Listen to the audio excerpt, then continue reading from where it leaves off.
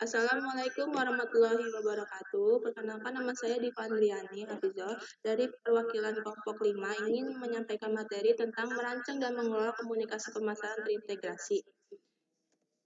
Yang pertama, pengertian komunikasi pemasaran. Komunikasi pemasaran adalah sarana yang digunakan perusahaan dalam upaya untuk menginformasikan, membujuk, dan mengikatkan konsumen langsung atau tidak langsung tentang produk dan merek yang mereka jual.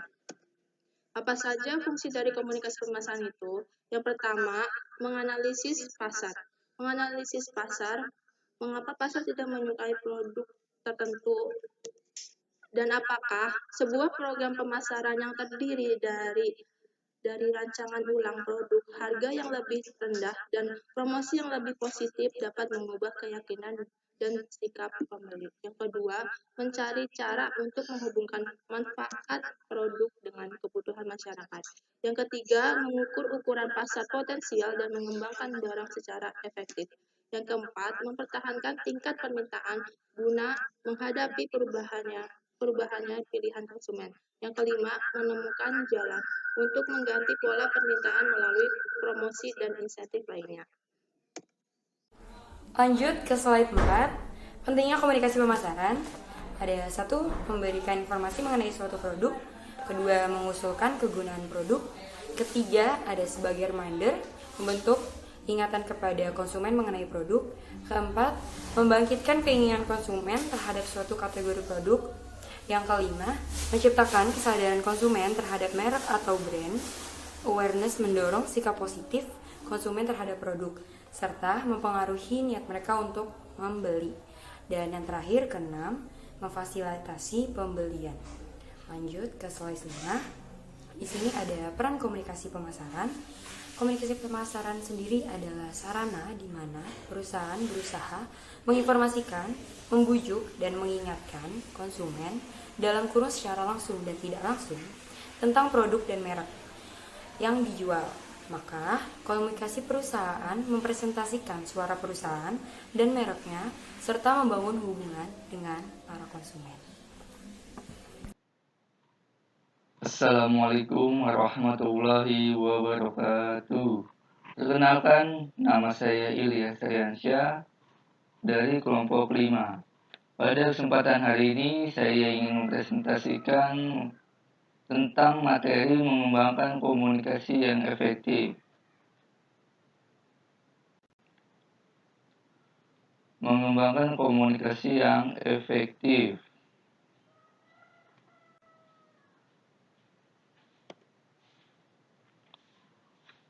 Apa itu komunikasi yang efektif?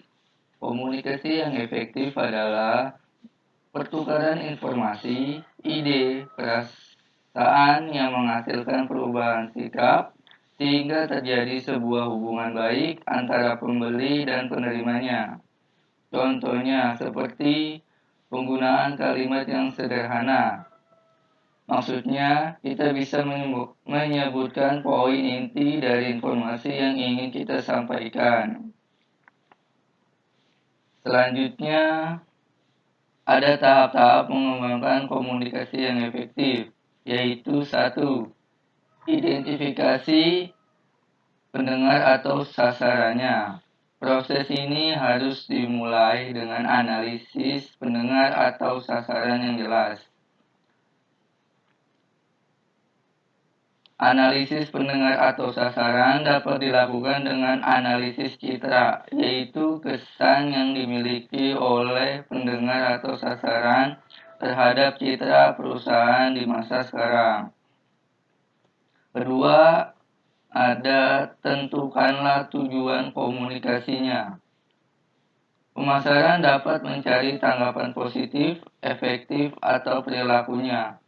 Maksudnya, pemasaran tersebut mungkin ingin memasukkan sesuatu ke dalam pikiran konsumen, mengubah sikap, atau mengupayakan konsumen tersebut tertindak. Selanjutnya, ketiga, rancanglah pesannya. Setelah merumuskan tanggapan yang diinginkan, komunikator tersebut selanjutnya mengembangkan pesan yang efektif. Idealnya pesan tersebut seharusnya mendapat perhatian, menarik minat, membangkitkan keinginan, dan menyebabkan tindakan. Perumusan pesan akan memerlukan pemecah 4 masalah. Apa yang harus diikatkan, bagaimana mengatakannya secara logis, bagaimana mengatakannya secara simbolis, dan siapa seharusnya mengatakannya, atau sumber pesan. Selanjutnya ada pilihlah saluran komunikasinya. Maksudnya komunikator harus memilih saluran komunikasi yang efisien untuk menyampaikan pesannya. Selanjutnya ada tetapkanlah anggaran total komunikasi pemasarannya. Maksudnya salah satu keputusan pemasaran tersulit adalah menentukan berapa banyak yang perlu dikeluarkan untuk promosi. Perusahaan dapat menggunakan beberapa metode seperti metode kesanggupan, metode presentasi penjualan, metode keseimbangan persaingan, metode tujuan dan tugas. Selanjutnya ada memutuskan bauran komunikasi pemasaran. Bauran komunikasi pemasaran ada beberapa bauran, yaitu bauran iklan. Setiap bentuk presentasi yang bukan dilakukan orang dan promosi gagasan, barang dan jasa oleh sponsor yang telah ditentukan. Yang kedua ada promosi penjualan, berbagai jenis insentif jangka pendek untuk mendorong orang mencoba atau membeli produk atau jasa. Terus selanjutnya ada hubungan masyarakat dan pemberitaan. Berbagai program yang dirancang untuk mempromosikan atau melindungi citra perusahaan atau masing-masing produknya. Dan yang ketujuh ada mengukur hasil komunikasi. Maksudnya adalah komunikator harus mengukur dampak atau hasil komunikasi tersebut terhadap pendengar atau sasarannya. Selanjutnya,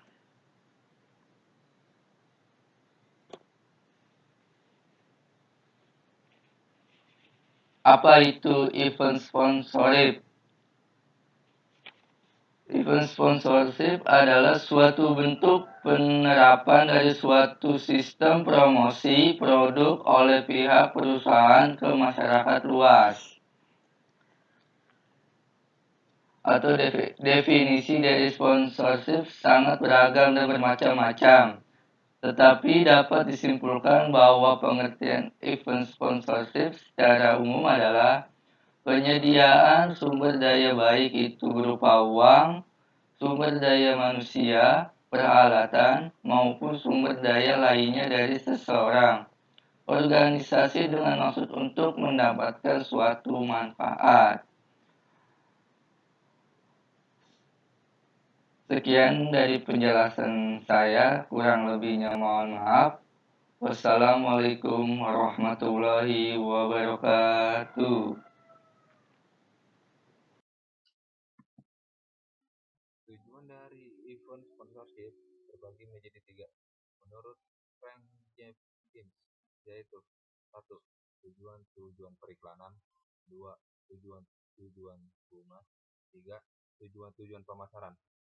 Tujuan periklanan itu terdiri dari mengiklankan produk yang tidak boleh diiklankan di media tertentu, memasang iklan di lokasi kegiatan atau liputan yang dapat menjangkau orang banyak, mempromosikan produk secara spesifik, memperkenalkan produk baru, menggali berbagai peluang di bidang periklanan. Tujuan dari humas itu yaitu menciptakan atau mempertahankan citra perusahaan, membangun citra perusahaan, memperkenalkan identitas perusahaan, mengakrabkan nama perusahaan, menonjolkan keramah-tamahan, dan merangsang minat para wartawan untuk datang meliput. 3. Tujuan pemasaran. Nah, tujuan pemasaran itu terdiri dari memposisikan sebuah produk, mendukung operasi para agen penyalur melancarkan suatu perubahan di dalam kebijakan pemasaran perusahaan, meluncurkan suatu produk baru, pemasaran internasional, lalu merangsang para konsumen menggunakan suatu produk. Apa itu viral marketing? Viral marketing adalah strategi dan proses penyebaran pesan elektronik yang menjadi saluran untuk mengkomunikasikan informasi suatu produk kepada masyarakat secara meluas dan berkembang. Pemasaran viral ini berkembang melalui jaringan internet yang menduplikasikan dirinya menjadi semakin banyak, seperti kerja sebuah virus komputer. Kelebihan dan kelemahan dari viral marketing. Yang pertama, kelebihan cepatnya penyebaran informasi melalui internet tidak bisa dibandingkan dengan sarana informasi lainnya. Kelebihan yang kedua, kekuatan viral marketing membuat biaya yang dikeluarkan untuk menyebarkan informasi itu sangat kecil. Kelebihan yang ketiga, viral marketing memberikan kredibilitas instan pada perusahaan atau produk dari penggunaan jasa marketing yang paling ramah melalui pengiriman pesan. Lalu kelemahan yang pertama, ketergantungan pada triggers (pemicu) utama viral marketing yang dapat terdiri atas berbagai media. Kelemahan yang kedua, sangat susah untuk dikontrol. Buzz marketing adalah teknik pemasaran yang dilakukan untuk menghasilkan bisnis melalui informasi dari mulut ke mulut. Buzz marketing akan terus berkembang. Para pemasar telah meningkatkan kemampuan mereka dalam mengenali orang berpengaruh, memiliki suara, dan orang-orang penting lainnya. Terima kasih. Cara melakukan buzz marketing. Yang pertama, membuat kampanye yang menarik dengan cara memikirkan konsep yang matang serta menarik dan berbeda dari kampanye para pesaing. Yang kedua, memaksimalkan media sosial dengan cara membagikan kampanye kita ke beberapa media sosial seperti Instagram, Facebook, Twitter, dan lain-lain, serta memanfaatkan email marketing untuk mengenalkan produk yang kita jual kepada masyarakat. Meningkatkan kualitas produk harus dilakukan oleh perusahaan atau toko. Dengan kata lain, produk yang viral di masyarakat harus sama dengan produk ketika masyarakat membeli. Yang keempat, analisis kampanye. Analisis kampanye ini harus dilakukan karena untuk melihat seberapa besar animo masyarakat terhadap produk yang kita tawarkan. Kelebihan buzz marketing yaitu biaya yang dikeluarkan untuk membuat buzz marketing tergolong murah. Buzz marketing lebih mudah menaikkan nama brand. Buzz marketing menjadikan produk atau jasa yang lebih mudah dikenal oleh orang. Kekurangan buzz marketing. Buzz marketing masih memiliki ketergantungan pada triggers. Sulit untuk melakukan kendali, perlu melakukan beberapa tes agar iklan bisa viral di masyarakat. Bagaimana komunikasi pemasaran melalui internet? Komunikasi pemasaran melalui internet dapat dilakukan melalui website atau situs sebagai kumpulan halaman yang menampilkan informasi data teks, data gambar diam atau gerak, data animasi, suara, video, dan atau gabungan dari semuanya, baik yang bersifat statis maupun dinamis, yang membentuk satu rangkaian bangunan yang saling terkait, di mana masing-masing dihubungkan dengan jaringan-jaringan halaman hyperlink. Isi informasinya searah hanya dari pemilik website. Contohnya apa? Situs yang sekarang sedang banyak digandrungi oleh masyarakat yaitu Shopee, Tokopedia, Lazada, itu adalah salah satu komunikasi pemasaran melalui internet. Terima kasih. Kemudian, dalam metode komunikasi pemasaran online dapat dilakukan berbagai cara, yaitu 1. Optimalisasi search engine, sehingga website kita akan berada di peringkat atas pencarian search engine seperti google.com atau yahoo.com. Semakin tinggi peringkat yang dimiliki, akan semakin besar kemungkinan website kita akan dikunjungi. Kedua, mendaftarkan website kita ke website lain, sehingga website lain akan memiliki link ke website kita. Misalnya, mendaftarkan website kita pada website asosiasi industri tertentu. Ketiga, melakukan pertukaran link antara dua website. Misalnya, pada website yang menjual pakaian bayi dan website yang menjual makanan bayi, mereka dapat melakukan pertukaran link sehingga masing-masing akan memiliki link ke website lain. Keempat, mengirimkan penawaran produk melalui email. Perlu diperhatikan agar email yang dikirim tersebut tidak mengganggu orang lain. Terakhir, kelima, membuat iklan berbayar di internet. Iklan berbayar di internet seperti pada google.com atau yahoo.com atau website lainnya yang menerima iklan. Faktor-faktor dalam menentukan bauran komunikasi pemasaran. Jenis pasar produk, walaupun iklan lebih sedikit digunakan daripada kunjungan penjualan dalam pasar bisnis, cara tersebut masih memegang peran penting. 1. Iklan dapat menjadi sarana perkenalan tentang perusahaan tersebut dan produknya. 2. Jika produk tersebut memiliki beberapa ciri baru, iklan dapat menjelaskannya. 3. Iklan yang menawarkan brosur dan mencantumkan nomor telepon perusahaan tersebut adalah cara yang efektif untuk menghasilkan petunjuk bagi perwakilan penjualan. 4. Perwakilan penjualan dapat menggunakan lembaran lepas iklan perusahaan tersebut untuk melegitimasikan perusahaan dan produknya. Kelima, iklan dapat mengingatkan pelanggan bagaimana cara menggunakan produk tersebut dan memastikan mereka tentang pembelian mereka kembali. Selanjutnya, mengelola proses komunikasi pemasaran terintegrasi.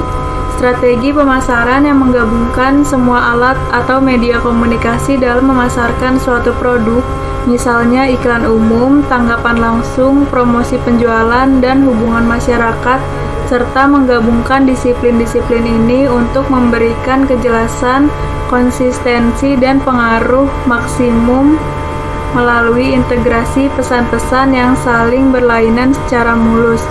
Sayangnya, banyak perusahaan masih mengandalkan satu atau dua alat komunikasi.